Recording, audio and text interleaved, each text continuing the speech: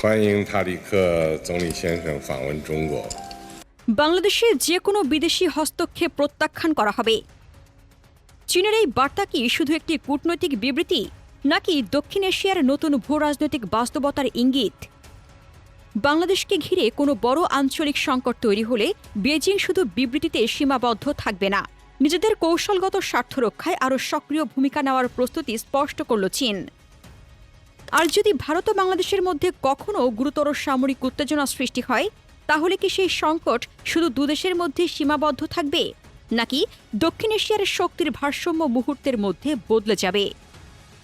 সামরিক বিশ্লেষণে ভারতের সবচেয়ে সংবেদনশীল কৌশলগত অঞ্চলগুলোর একটি হিসেবে প্রায়ই শিলিগুড়ি করিডোরের কথা উঠে আসে।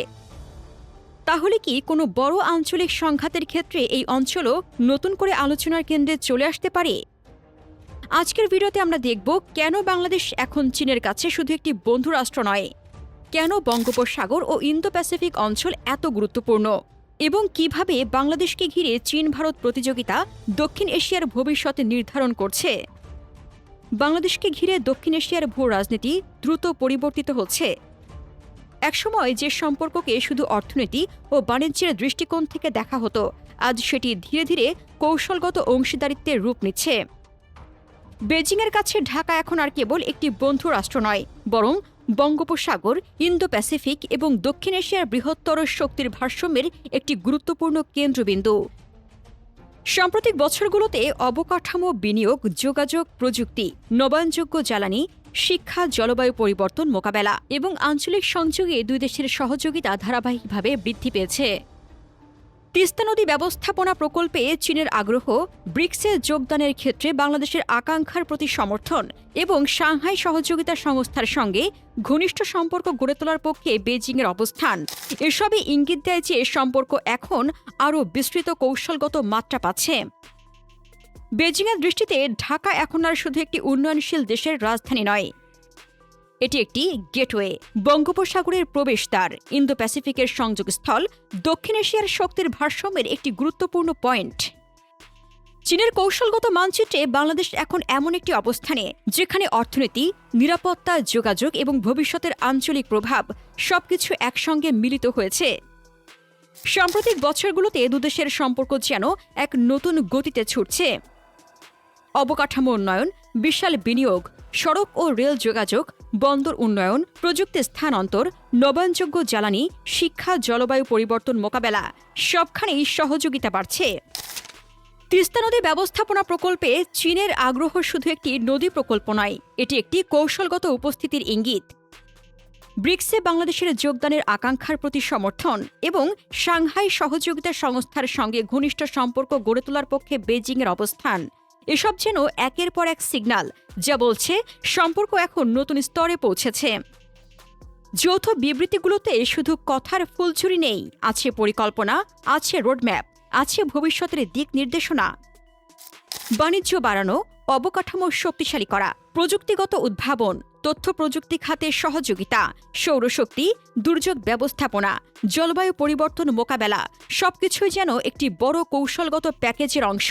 বিশেষ করে কানেক্টিভিটি, এই শব্দটি এখন সবচেয়ে গুরুত্বপূর্ণ, কারণ যে দেশ সংযোগ নিয়ন্ত্রণ করবে সেই ভবিষ্যতের অর্থনীতি ও প্রভাব নিয়ন্ত্রণ করবে। বাংলাদেশের ভৌগোলিক অবস্থান এখানে সবচেয়ে বড় ফ্যাক্টর। একদিকে বঙ্গোপসাগর, অন্যদিকে ভারত, আর কাছেই দক্ষিণ পূর্ব এশিয়ার প্রবেশপথ।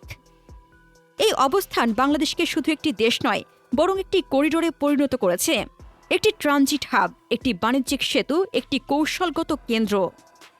এই বাস্তবতায় বিশ্লেষকদের একটি বড় অংশ মনে করেন বাংলাদেশের স্থিতিশীলতা এখন শুধু ঢাকার জন্য নয়, বেজিংয়ের জন্য গুরুত্বপূর্ণ। কারণ এখানে কোনো অস্থিরতা মানে আঞ্চলিক বাণিজ্য, যোগাযোগ এবং ভবিষ্যতের প্রকল্পগুলোর উপর সরাসরি প্রভাব।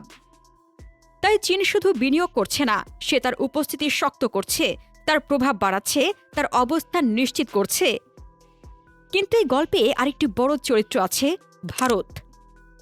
ভারতের জন্য বাংলাদেশ শুধু প্রতিবেশী নয়, এটি নিরাপত্তার একটি গুরুত্বপূর্ণ স্তম্ভ, উত্তর পূর্বাঞ্চলের সঙ্গে সংযোগের লাইফলাইন এবং আঞ্চলিক অর্থনীতির একটি গুরুত্বপূর্ণ অংশ।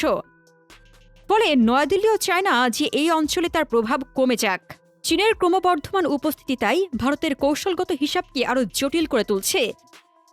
এখানেই শুরু হয় আসল অ্যাকশন, প্রভাবের লড়াই, সংযোগের লড়াই, বিনিয়োগের লড়াই এবং ভবিষ্যতের নেতৃত্বের লড়াই। এটি সরাসরি যুদ্ধ নয়, কিন্তু প্রতিটি পদক্ষেপ যেন যুদ্ধের প্রস্তুতি। একটি বন্দর, একটি রেল লাইন, একটি প্রযুক্তির চুক্তি, সবকিছুই যেন এক একটি কৌশলগত অস্ত্র। বাংলাদেশ এই লড়াইয়ের মাঝখানে দাঁড়িয়ে আছে, একদিকে সুযোগ, অন্যদিকে ঝুঁকি।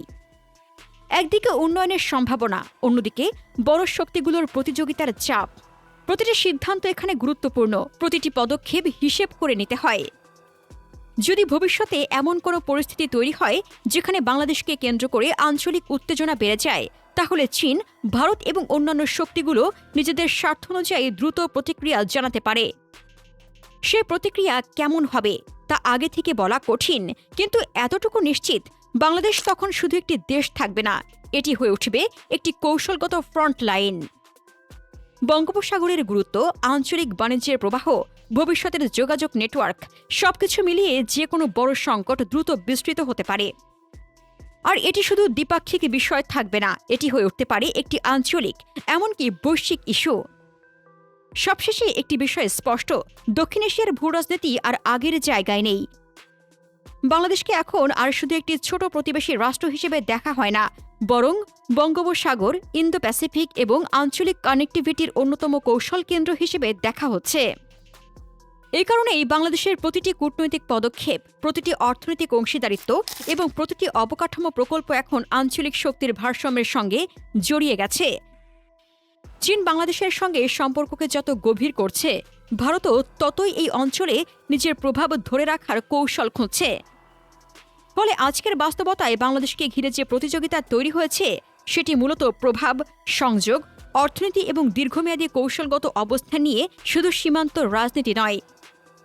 যদি ভবিষ্যতে বাংলাদেশকে ঘিরে কোনো বড় আঞ্চলিক সংকট তৈরি হয়, তাহলে সেটি কেবল দুই দেশের বিষয় হয়ে থাকবে কিনা, সেটি হবে সবচেয়ে বড় প্রশ্ন।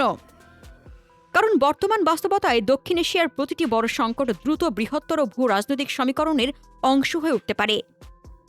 তাই আজকের সবচেয়ে গুরুত্বপূর্ণ প্রশ্ন যুদ্ধ কে জিতবে সেটি নয়।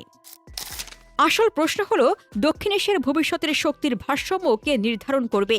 আর সেই উত্তর খুঁজতে গেলে একটি নাম বারবার সামনে চলে আসে, বাংলাদেশ। কারণ ইতিহাস বারবার দেখিয়েছে, অনেক সময় সবচেয়ে বড় পরিবর্তন শুরু হয় সবচেয়ে গুরুত্বপূর্ণ ভৌগোলিক অবস্থান থেকে। আর আজকের বাস্তবতায় বাংলাদেশ ঠিক সেই অবস্থানেই দাঁড়িয়ে আছে, যেখানে প্রতিটি সিদ্ধান্ত শুধু একটি দেশের ভবিষ্যৎ নয়, পুরো অঞ্চলের কৌশলগত সমীকরণকেও প্রভাবিত করতে পারে। প্রিয় দর্শক, বাংলাদেশকে ঘিরে চীন ও ভারতের এই কৌশলগত প্রতিযোগিতা কি আগামী 10 বছরে দক্ষিণ এশিয়ার শক্তির ভারসাম্য বদলে দিতে পারে? আপনার মতামত কমেন্টে জানান। ভারত বাংলাদেশের সীমান্ত উত্তেজনা নিয়ে জানতে আমাদের চ্যানেলটির ভিডিও ট্যাব থেকে ঘুরে আসুন। এই ভিডিওটি ভালো লাগলে লাইক বাটনে ক্লিক করুন। ভিডিওটি আপনার বন্ধুদের সাথে শেয়ার করে তাদেরকেও ভিডিওটি দেখার সুযোগ করে দিন। ধন্যবাদ।